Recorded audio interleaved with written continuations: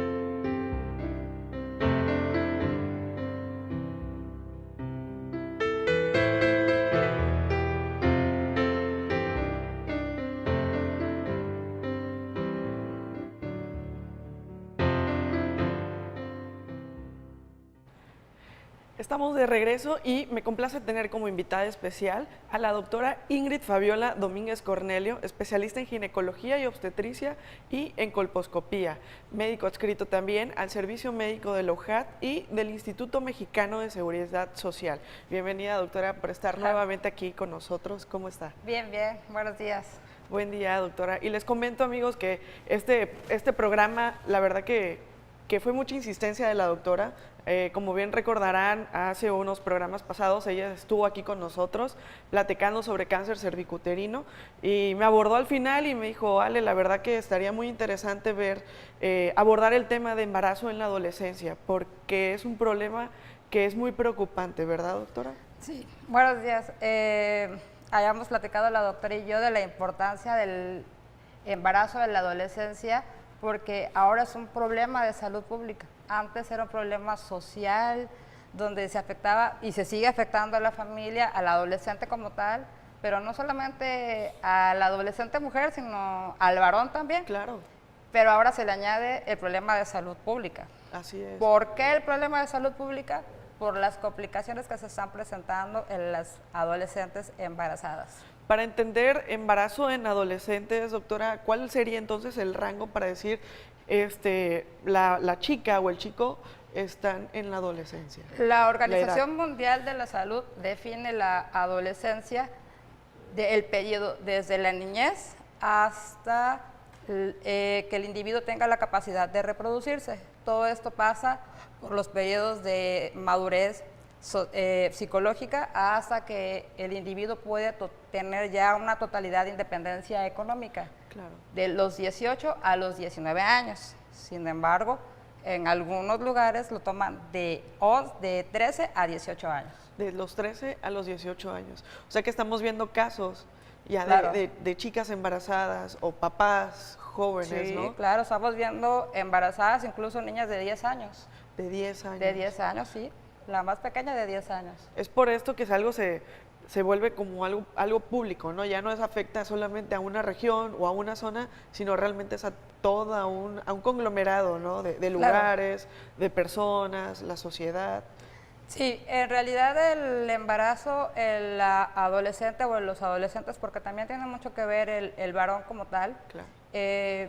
Es más común, en efecto, en poblaciones donde el nivel socioeconómico es bajo, el nivel preescolar es bajo, en familias fracturadas, pero también lo estamos viendo en familias que están bien consolidadas, en adolescentes, hijos de profesionistas, por decirlo así, que tienen un buen nivel socioeconómico. O sea, yo no nada más ahora se engloba en decir, no tiene educación, no sabe leer, Claro. Está en la pobreza, no, también ya lo estamos viendo a otro nivel.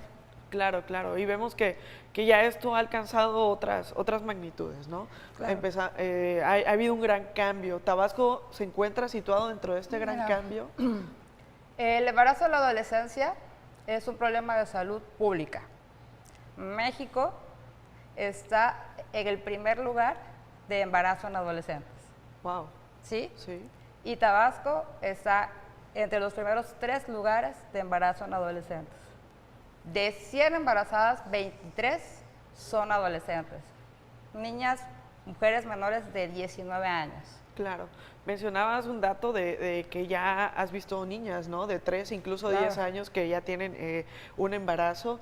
Hay una encuesta nacional y esta menciona que, bueno, la edad promedio de inicio de relación sexual, tanto de hombres como mujeres, aquí en Tabasco es a los 17 años. Esa es la media, ¿no? La media, el promedio, la media. Pero bueno, vemos que realmente los rangos son más inferiores. ¿Qué es lo que pasa?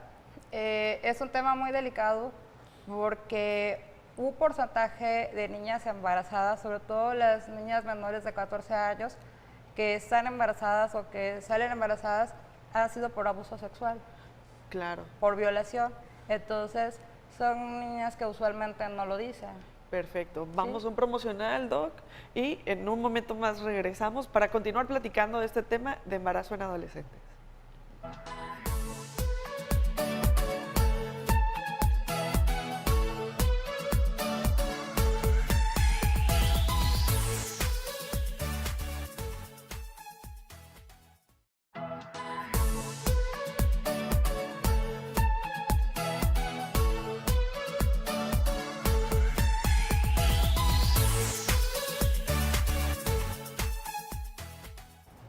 Regresamos aquí a su programa El Cuidado de la Vida, hablando de embarazo en adolescentes. Y bueno, nos quedamos en un punto, ¿no, Doc? Donde vemos que el rango de edad ya ha ido disminuyendo en cuanto a inicio de vida sexual. Claro. Eso es importante mencionarlo. Los factores, ¿no? Como puede ser, ya antes se hablaba de un extremo de pobreza, de que no tenían acceso a una escolaridad. Y ahorita vemos que también abarca todo estrato socioeconómica y bueno, y también la educación que tienen, ¿verdad? Sí, hago mucho énfasis en cuanto a que el embarazo del adolescente es un problema de salud pública por todas las complicaciones que se presentan durante el embarazo. Ajá. Durante el embarazo, durante el parto y durante el puerperio. Y es muy importante que si hay mamitas y papás viendo el programa, escuchen bien, porque parte de la solución somos nosotros como padres. Así es. Muy bien. Para empezar, la paciente adolescente habitualmente desconoce que está embarazada, para empezar, porque son niñas que usualmente tienen ciclos irregulares. Esa es la primera. Esconden el embarazo. Entonces, cuando ya el embarazo es evidente, inician un control prenatal tardío y sobre todo precario. No asisten a los controles prenatales como debe de ser. Y esto es ante la negativa de los padres primero, de querer esconder el embarazo, del rechazo, que también ahí entra un problema social, claro, psicológico para la embarazada. El miedo, ¿no? El miedo, exactamente. Durante el embarazo, la adolescente tiene más riesgo de presentar un bebé con malformaciones, sobre todo paladar hendido, ¿sí? Antes se pensaba que la mujer mayor era la que tenía más riesgo de una malformación, pero no, las mujeres jóvenes, las adolescentes, las niñas también tienen ese riesgo. Claro, recordemos que todavía están en etapa de desarrollo, Claro, son unas exacto. niñas, su cuerpo todavía no está completamente desarrollado Exacto. para poder tener a un ser vivo adentro, ¿no? Exacto. Es una cuestión hormonal, es todavía la pelvis no está bien desarrollada y ahí vienen otras complicaciones. Entonces, el poco control prenatal que lleva, no solamente por esconder el embarazo o no tener acceso al sistema de salud porque viven muy lejos, ¿sí? Son pacientes que habitualmente cursan con embarazos pretérminos, ¿sí? Bebés con bajo peso, bebés con malformaciones, son pacientes que se inducen un aborto. Y entonces ahí viene un aborto ilegal que tiene como consecuencia incluso hasta la muerte de la mamá, exactamente. Y ahí entramos al problema de que las mujeres adolescentes embarazadas son las que más alta tasa tienen de muerte materna. Claro, ¿alguna otra complicación que se...? La hipertensión. Las adolescentes tienen más riesgo de padecer hipertensión, que es una patología bastante grave en el embarazo, porque puede producir tanto la muerte del feto como la muerte de la mamá. Claro, ¿sí? Ok. En los estados hipertensivos hacemos mención a la preeclampsia, a la eclampsia, ¿sí? Que puede, le digo, tener desenlaces fatales para ambos. Sí, entonces sí llevan, ¿no? El hecho de que no estén desarrolladas completo, que la pelvis no esté adaptada para poder tener en su terminan en cesárea. Exactamente, en cesárea. Yo creo que los riesgos son muchísimos, ¿verdad? No, claro. Muchísimos. Hablamos también de algo de anemia en las mamás. Es bajo peso, poca ganancia de peso materno y fetal, anemia en las embarazadas, infecciones de vías urinarias. Diabetes también. Infecciones de transmisión sexual porque no utilizan tampoco un método de barrera como el condón, ¿sí? Muchas de estas niñas también tienen adicción al alcohol, a drogas, eso también complica el embarazo, tienen más riesgo de tener un trabajo de parto prolongado, ¿sí? Más riesgo de tener una cesárea, por lo tanto complicaciones, porque la cesárea al final es un procedimiento mayor, una cirugía mayor y puede tener complicaciones porque es bajo anestesia. Claro. ¿Sí? Sangrado durante el parto o durante la cesárea o después de la cesárea. ¿Sí? Y además, y a eso le añadimos la negación a utilizar un método anticonceptivo después del embarazo. ¿Eso es muy común entonces? Muy común. Se niega. No quieren cuidarse y los tutores, llámese papás, llámese tíos, el padrino, la abuelita quien está a cargo, o el esposo, la suegra, quien está a cargo del adolescente, está totalmente negado a que utilicen un método de planificación familiar, que ya platicaremos más adelante el por qué, los mitos del no quiero que se ponga nada.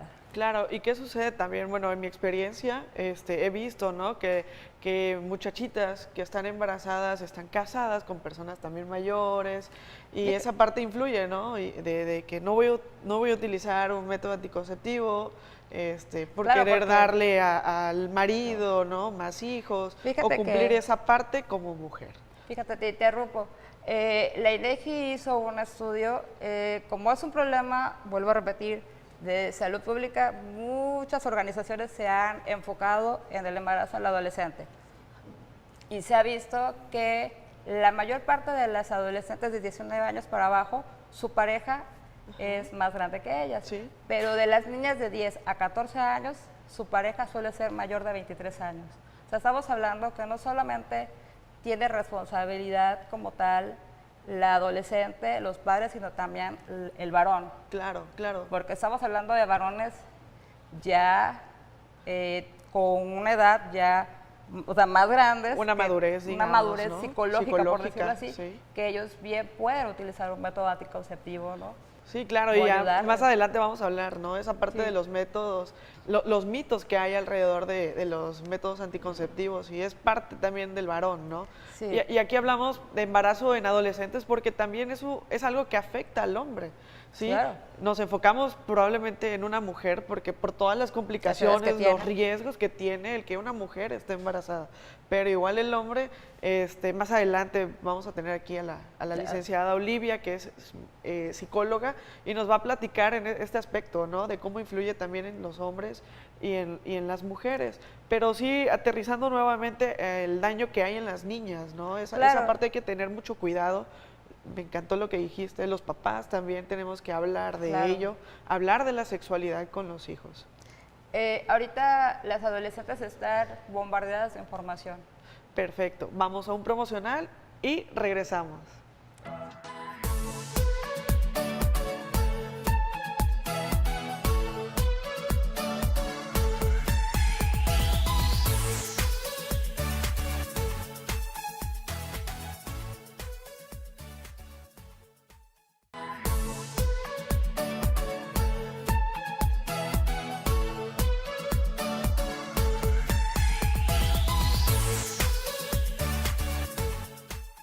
Hablar de embarazo en adolescentes no es solo hablar de mujeres, tal vez el grupo más vulnerable, porque ya lo vimos en el bloque anterior, de todos los riesgos que conlleva en una mujer, pero no nos olvidemos también de la paternidad. Hombres jóvenes que tienen una gran participación y responsabilidad en esta situación. Agradezco a la licenciada en Psicología, Olivia Magaña Vázquez, maestra en terapeuta cognitivo, ¿verdad, maestra? Y bueno, bienvenida al programa y bueno, nos gustaría que nos dijera al público que está aquí viéndonos cuáles son los aspectos psicológicos que hay en esta cuestión del embarazo en la adolescencia. Bueno, es una problemática bastante compleja porque primeramente tenemos el aumento que ha tenido en las últimas décadas. Y eso tiene que ver con que estos hijos, estos adolescentes, son una generación que ha vivido el cambio en la dinámica de los hogares. Es decir, mamá sale de casa, papá también tiene largas jornadas laborales, quedan al cuidado del televisor, quedan al cuidado de algún personal de servicio o personal doméstico o al cuidado de nadie. Entonces son generaciones que se han cuidado solos, que tienen una gran necesidad de contacto físico y por supuesto emocional. Además, los medios de comunicación difunden un mensaje de la libertad del cuerpo, puedes hacer lo que sea con tu cuerpo, no va a pasar nada, tú tienes el control. Entonces, cuando se enfrentan a la situación de tener que asumir roles que de por sí no tienen bien entendidos porque papá y mamá no son modelos representativos ni del afecto, ni de la responsabilidad, ni de la dinámica de un hogar, pues esto es bastante complejo, puede ocasionar depresión, un desentendido de los hijos, entonces los padres de la madre o en este caso del padre adolescente tienen que asumir la paternidad de los nietos y por supuesto viene a complicar mucho lo que tiene que ver con el proyecto de vida. Encontramos que hay una repetición y lo más preocupante de todo esto es que en muchos casos han habido abortos previos a la maternidad o a la paternidad adolescente, ha habido un consumo sin regulación médica o sin supervisión de nadie de métodos anticonceptivos, lo cual altera, por supuesto, la fisiología del adolescente, pero además también los aspectos psicológicos, están más ansiosos, están más depresivos, están lábiles emocionales y bueno, el estigma social que cuando una persona cae en esta problemática no puede incorporarse con cierta facilidad al ámbito escolar, social, etcétera, queda muy marcado.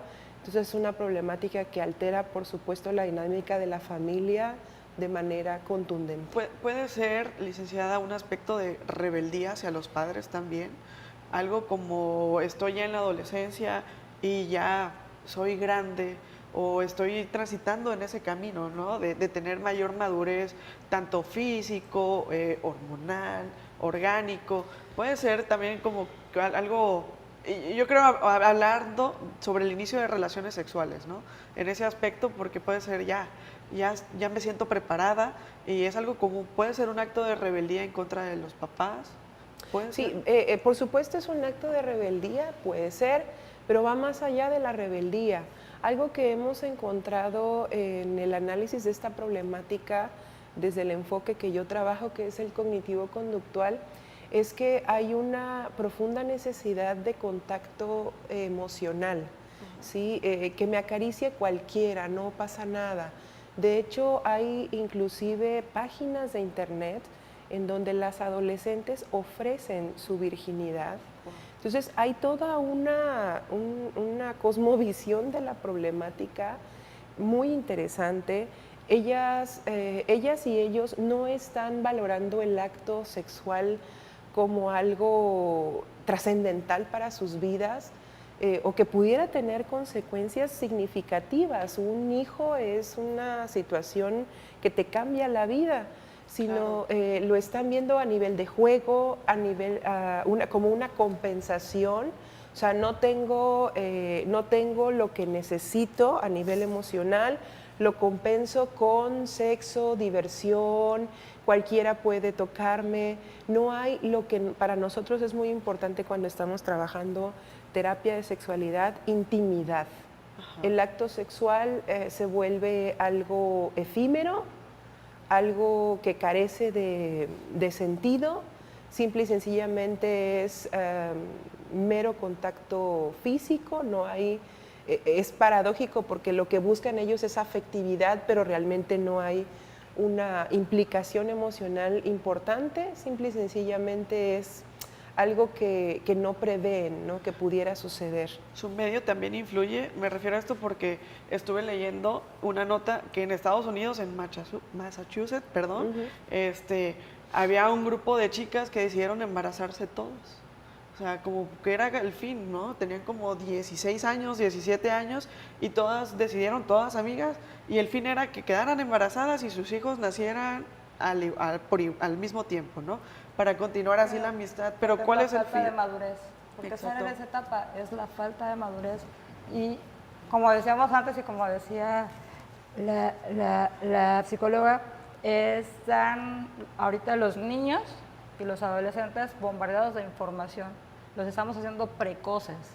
Sí. Si nosotros observamos los programas que ven nuestros hijos, por eso digo que el embarazo del adolescente ya no es solamente de un nivel socioeconómico bajo, porque lo estamos viendo, incluso, como ya mencionábamos antes, en familias estructuradas, en donde el papá y mamá son profesionistas, no son ignorantes, y las niñas no son ignorantes, ni el niño tampoco, ni el adolescente. Pero es toda esa información que los hace ser, como dice la psicóloga, decir, yo soy libre, yo puedo hacer lo que quiera y no voy a tener ninguna responsabilidad y no va a repercutir en nada porque yo tengo esa información y la información que me llega dice que al final todo se va a resolver. Y nosotros como papás, que somos de una etapa fuimos creados diferentes, porque esa es la verdad, todavía no aprendemos a cómo decirles a ellos que iniciar una vida sexual sí puede traer repercusiones, no solamente de embarazo, sino de una enfermedad de transmisión sexual. Claro. Llámese SIDA, VPH, ¿me entiendes? Y igual a los hombres, tú eres hombre, pero también eres responsable de no dejar embarazada a alguien. Vamos a un promocional y continuamos charlando sobre este tema. Regresamos.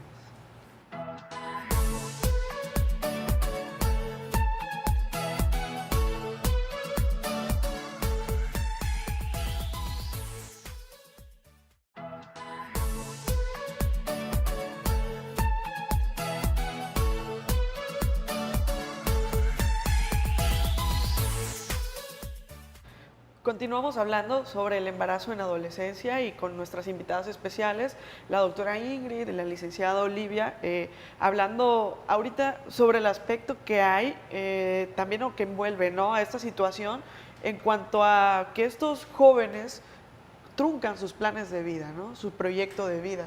Claro. ¿Qué sucede con esto? Y también el cómo los papás, mencionábamos ahorita en un corte, ¿no?, la licenciada, de cómo los papás de estos jóvenes adoptan el rol de padres de los nietos. Entonces todo esto va afectando, ¿verdad? Claro, como la licenciada sabe y es una experta en ello, en el mejor de los casos los abuelos se hacen cargo de los bebés, en el mejor de los casos. Si no, se ven obligados a un matrimonio forzado y eso incluye que el proyecto de vida que tenía tanto ella como él se ven truncados, ¿sí? Eso equivale a violencia familiar, hijos con baja autoestima, habitualmente trabajos poco remunerados, y es un círculo vicioso, contribuye. ¿Por qué? Porque se dice que habitualmente cuando mi hija adolescente se embaraza también existe la posibilidad de que su hijo pueda embarazarse también de adolescente, que no debería de ser el caso, porque si ya tuvimos la experiencia tenemos que enseñarles. Claro. Pero sobre todo se embaraza luego, se repite luego. La historia entonces. Sí, es una situación compleja, como mencionaba, sí, porque generalmente los abuelos de la muchacha asumen la responsabilidad de los bebés. Hay que reconocer que como son menores de edad, los padres del joven no siempre quieren apoyarlo, ¿verdad? Desafortunadamente esta situación puede acontecer legalmente, ¿sí? Todavía el chico no tiene una responsabilidad legal o no es una persona que trabaje como para que pueda sustentar a la señorita.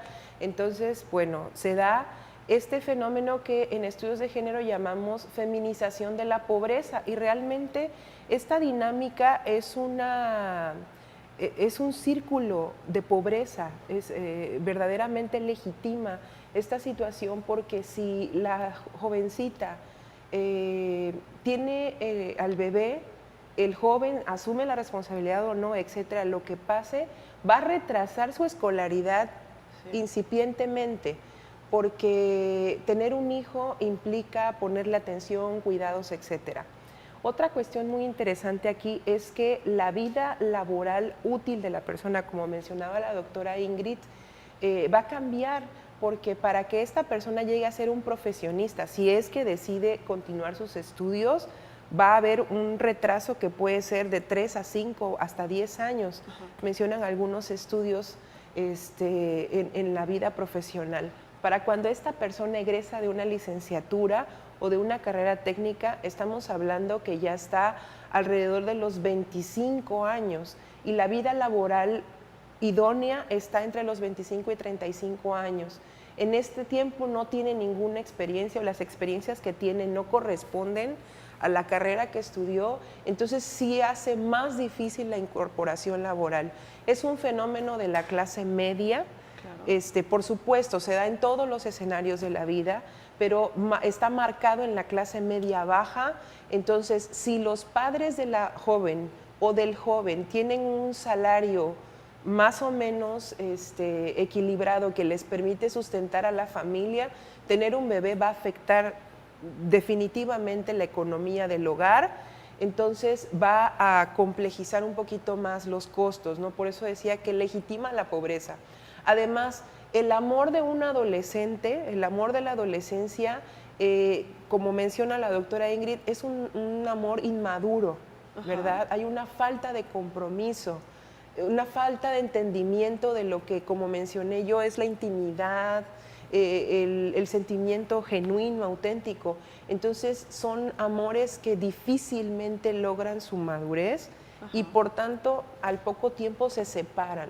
Claro, es una gran presión que viven, ¿no? Aquellos que sí, los papás, porque lo vemos en algunas situaciones, claro, los obligan a casarse, o tal vez no casarse, pero vivir juntos, con tal de que ese bebé pues crezca en una familia. Pero no vemos el escenario como mencionabas, que no está maduro, se puede ir quebrando poco a poco. Claro, existe el rechazo. ¿Sí? O al final, bueno, también continúan teniendo relaciones sexuales y siguen teniendo más bebés. A más pequeña la mujer tiene un hijo, más posibilidad de tener más hijos.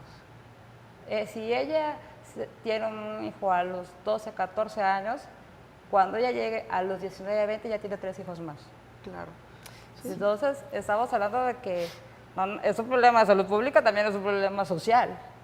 Sí, ¿sí? Todo lo que conlleva. Y hay que tener en cuenta que no siempre la persona con la que conciben un hijo era el novio, era del que estaban enamoradas, etcétera. A lo mejor fue un encuentro casual y bueno, concibieron, ¿no? Entonces, esto es importante. Muchas jovencitas que caen en esto, jóvenes, llegan a tener 1, 2, 3 matrimonios, o sea, no logran la estabilidad en la vida de pareja que bueno, es el ideal de la sociedad, ¿no? Y otro aspecto interesante que hay que mencionar es que estos bebés, estos niños que nacen producto de un embarazo adolescente, por el sentimiento de culpa de los abuelos o de los padres, son sobreprotegidos, sobrevaluados o bien abandonados. En ambos casos, para la psicología, se generan perfiles que llamamos histriónicos de personalidad. Estos son los famosos niños tiranos. Son niños que consideran que tienen derecho sobre todo o que tienen voluntad sobre todo. Entonces, difícilmente son niños que aceptan una autoridad de los abuelos, de los padres, o se generan dobles vínculos. No reciben autoridad de nadie o reciben la autoridad que les conviene, ¿no? Claro. Entonces, encontramos que todas esta problemática del embarazo adolescente viene acarreando fenómenos sociales que estamos viviendo a la orden del día, ¿no? Una abundante deserción escolar, tanto de los padres como de los nietos, el aumento de la pobreza o la situación de escasez, considerando también que ya los empleos no son empleos permanentes, sino son eventuales, y bueno, la situación del desentendimiento de las parejas. Excelente, pues muchísimas gracias, licenciada, por haber participado con nosotros aquí en el programa y dando obviamente el punto de vista tan importante desde la psicología. Gracias por estar con nosotros. Muchas gracias por la invitación. Vamos a un promocional y continuamos platicando sobre el tema embarazo en adolescentes.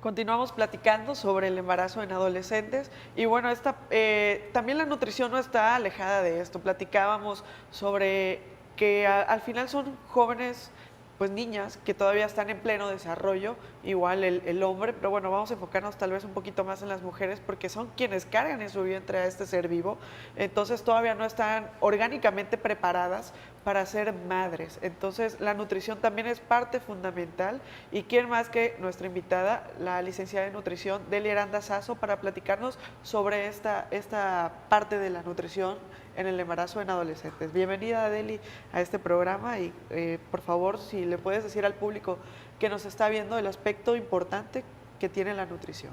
Hola, Ale, muchas gracias por la invitación. Pues bueno, como ya vimos, es un tema bastante importante, tiene bastantes repercusiones a la salud de un adolescente, pues ya un embarazo. Estamos hablando de que, como mencionó la doctora desde un principio, la etapa adolescente abarca desde los 13 hasta los 18 años.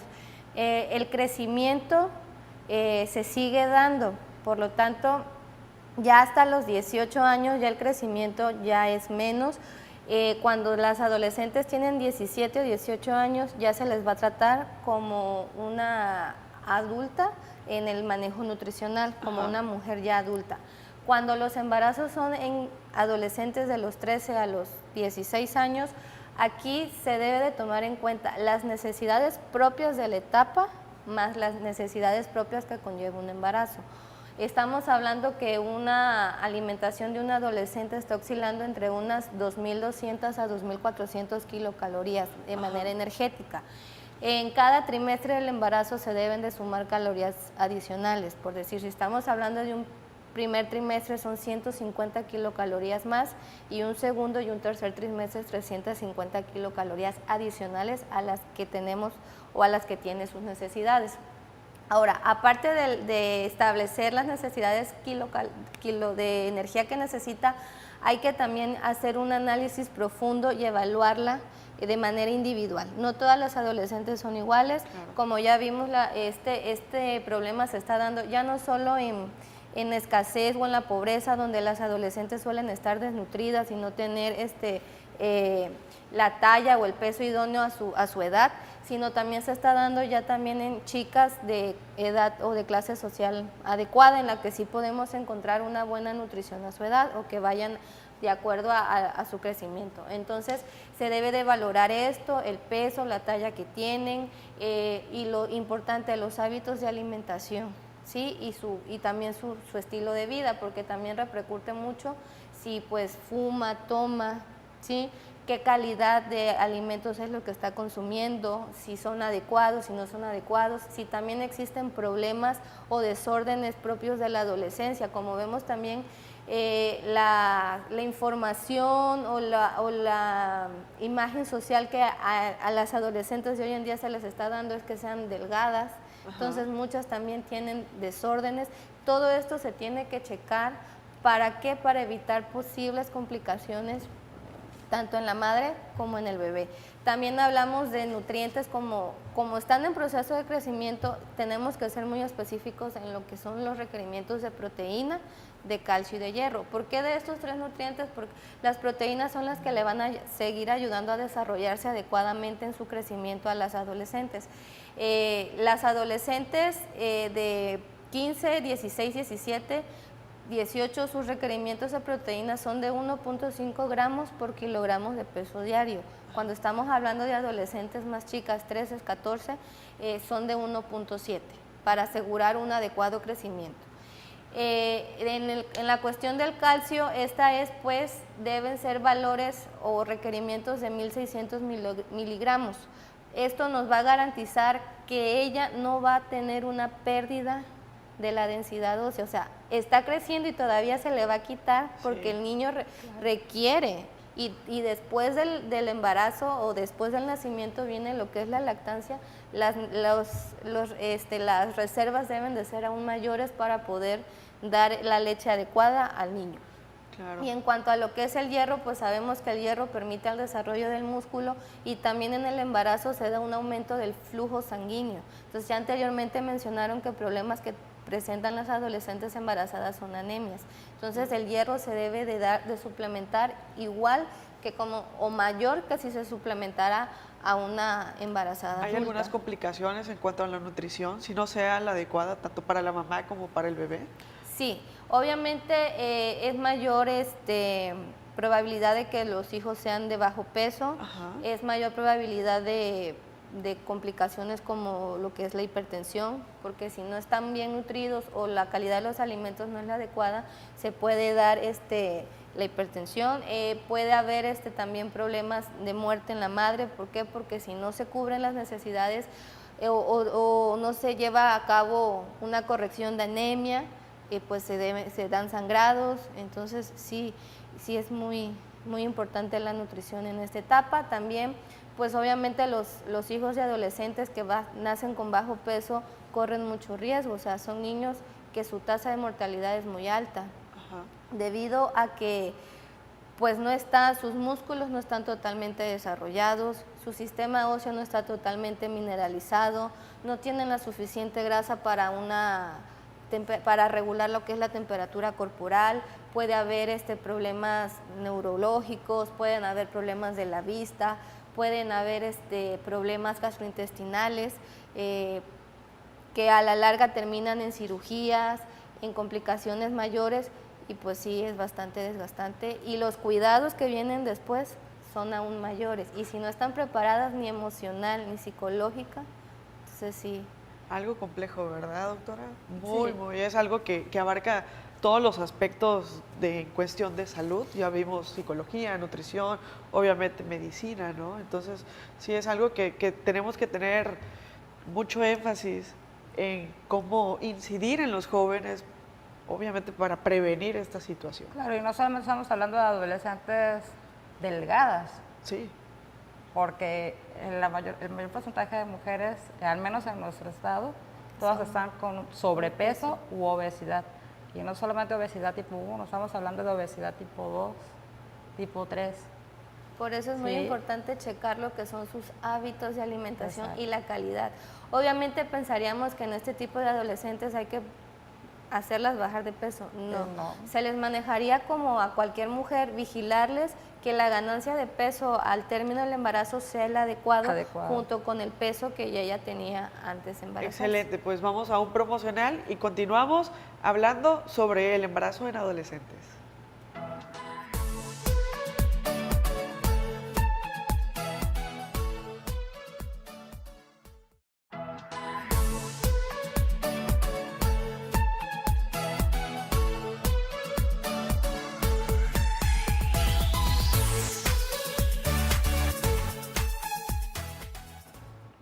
Continuamos hablando sobre el embarazo en adolescentes y continúan en el estudio la licenciada en nutrición Deli y obviamente nuestra invitada especial, la doctora Ingrid, que es especialista en ginecología y obstetricia. Y bueno, parte fundamental de esto y de este programa también que queremos hacer es hacer prevención, ¿sí? Hablarle a aquellos que nos están viendo y sé que les va a quedar muy grabado. Esperemos que podamos proyectar eso en ustedes, a los papás que nos están viendo, a los jóvenes que nos están viendo, que lo fundamental aquí es prevenir. La prevención. Entonces, doctora, alrededor de esto, pues bueno, están los métodos anticonceptivos o métodos de planificación familiar, pero hay ciertos mitos alrededor de ellos. Claro, ¿no? como tenemos muy poco tiempo, a grandes rasgos.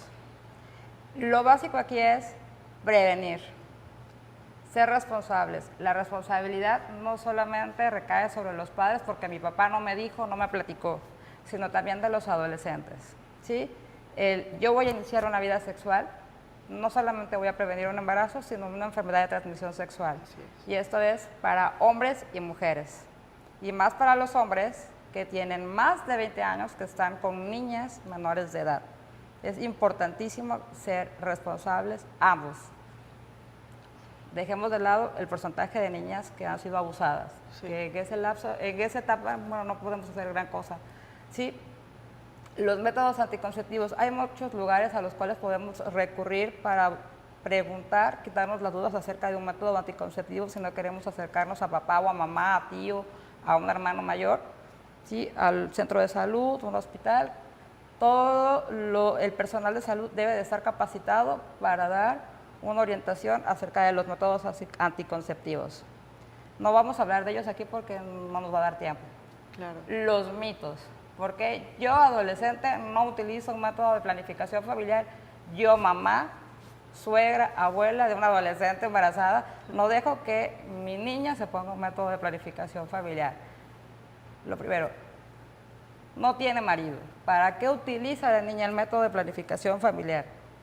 Porque si la niña ya inició vida sexual, ya tuvo un embarazo, eso no la va a detener. Claro. Y lo que se ve es que un año después, o menos de un año, ya está embarazada otra vez. Y eso es riesgo. Es que mi vecina dice que si utilizo un método de planificación familiar, o si le digo a mi hija que lo utilice, nunca se va a poder embarazar. Eso es mentira.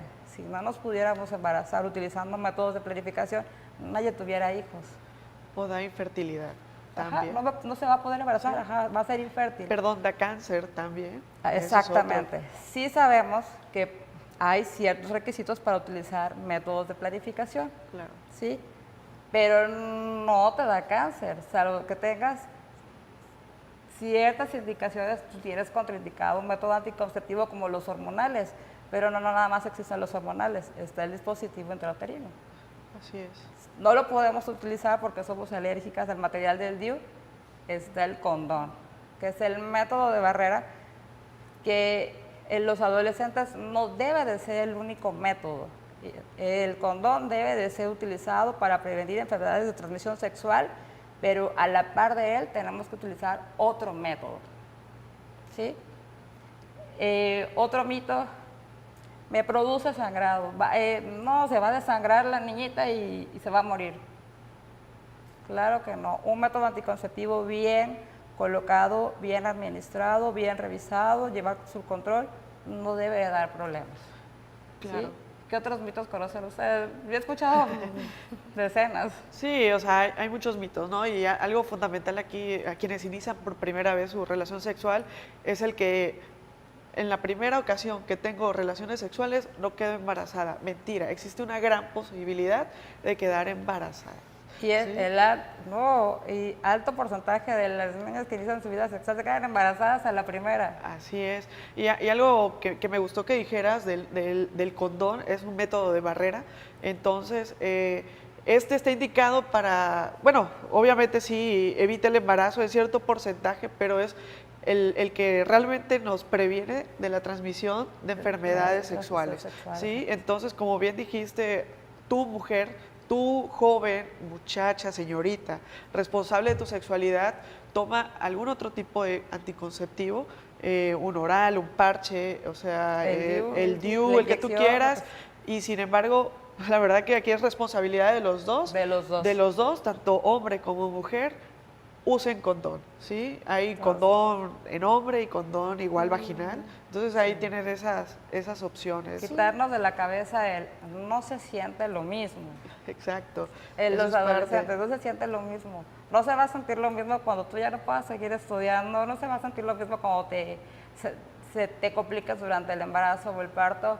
No se va a sentir lo mismo en un varón cuando tengas que empezar a trabajar para mantener a tu novia y a tu hijo. Eso es lo que no se va a sentir lo mismo. Y hay que hacérselos ver. Sí. A los papás, quítense el mito, quítense el miedo. Es mejor acercarse a alguien que sepa que mi hija se murió en el parto porque ella no estaba preparada, porque nunca me dijo que estaba embarazada. Muchas niñas llegan a los hospitales y ahí se enteran los papás que están embarazadas. Wow. Sí. Sí, es más que nada el miedo, la falta de comunicación, el abrirse un poquito. Vivimos ya en una sociedad que está cambiando constantemente, que está creciendo al por mayor, o sea, como comentaron anteriormente en los otros bloques, ya la información está llegando por la televisión, por otros medios, a veces esa información es errónea, y si el adolescente y varón no tiene la suficiente comunicación porque el padre no le permite hablar de estos temas, pues ahí también ya es un grave problema, o sea, la educación en casa. Claro, sí. porque el mito de los papás es, si yo le hablo a mi hijo de métodos anticonceptivos, lo estoy incitando a que tenga relaciones sexuales. No, es que ellos ya lo están teniendo. Les hables o no les hables, están teniendo. Excelente, pues agradezco que hayan estado aquí. Espero haya sido de mucho agrado y de mucha información para que ustedes lo puedan llevar a casa y llevar en sus vidas diarias. Papás, hablen con sus hijos de educación sexual. Jóvenes, responsabilícense también de su sexualidad. Claro. Y bueno, acérquense a quienes conocemos esta parte, a algún personal de salud o a quien le tenga confianza sobre hablar de sexualidad. Nos vemos en el próximo programa del Cuidado de la Vida.